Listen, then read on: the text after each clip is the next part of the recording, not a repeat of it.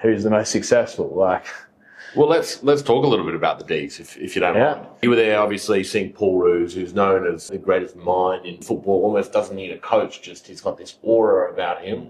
Then the Simon Goodwin era, obviously a lot of players have gone their own way. A lot of top-end players have gone their own way this year, and now somehow the Ds are popping off again. So yeah. Can you give us a little insight into that? Roosy was my first coach. So when I got there, got drafted at the end of 2013, our draft group was the first. It was the year Roosy also came in. So it was a massive change and stuff. And I didn't really know what to expect. And he was all about defense. He was the last coach to sort of do one-on-one defense and stuff.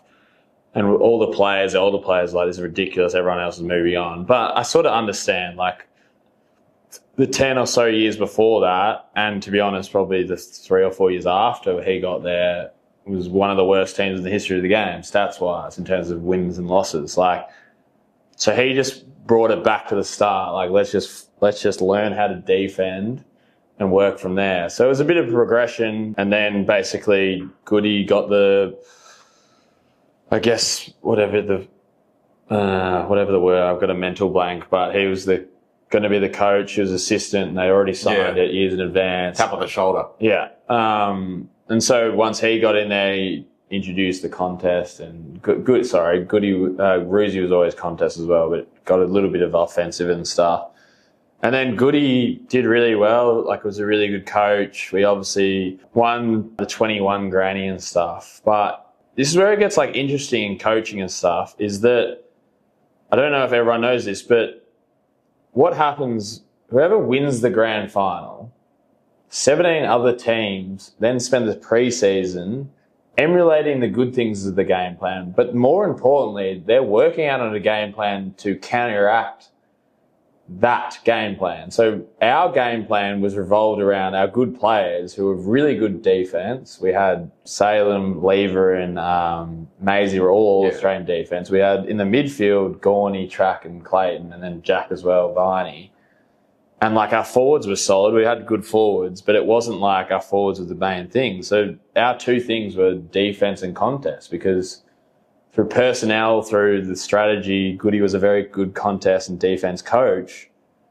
We thrived on that, and we just suffocated teams and then let talent sort of take over, and it worked. But what happens then is that 17 teams spend the off-season, pre-season, it ends up being like 6-7 months working out a way to counteract that. And so I think that's when you go from like a good coach, like a great coach, you just adapt and adapt and adapt, because what the game was 3 years ago is a foreign sport to what it is now. Like, right now, it's all about almost chaotic rebounding, defending, but that'll then change and it'll become something else, and you need to be able to adapt with it. And what I find funny is, like, even with commentary, some of these old players will rely on their expertise when they're finished. And like, I think I could be an expert this year based on, because it's still modern, whatever, but I'm probably not going to watch that much football. So my opinion in 2 years' time is next to irrelevant, because I'm still basing on like old tech, if that makes sense. Like, yeah, no, it does. But you brought up an interesting point. If you guys are playing very much with the reliance on the skill of Petrarca, Oliver, Gorney, and they're studying, and every other 17 clubs are studying their play for 6 months, then the inevitability is that they're going to not have as good of a season in 22, 23, because that's what everyone's studying. Yeah, exactly. So do you think that is more of a factor to why they're now at other clubs, and why that's maybe healthy for their careers than what some people are saying, which has got to do with the internals of what the Melbourne Demons culture was and that kind of stuff? Yeah, well, it's interesting. All that sort of stuff went down after I left,